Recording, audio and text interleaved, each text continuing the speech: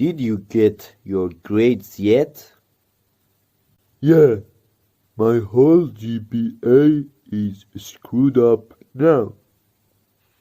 Why? What happened? Well, I bombed my econ final and ended up with a 1.7. Ouch! You must be very disappointed.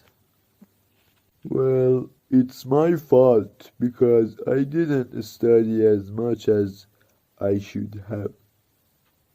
Why don't you take the class next year? That's what I plan on doing unless I keep screwing up. How did you do this semester? I didn't do that well either. I ended up with a 3.2 this semester. That drops my total GPA to 3.45. What was your GPA before this semester? I was sitting happy with a 3.4. Why did it go down so much? Let's just say I screwed up more than my econ class.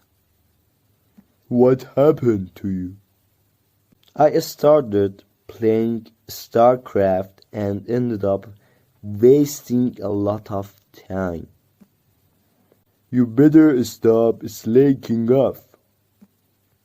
You're right. I'm not going to play games during school anymore.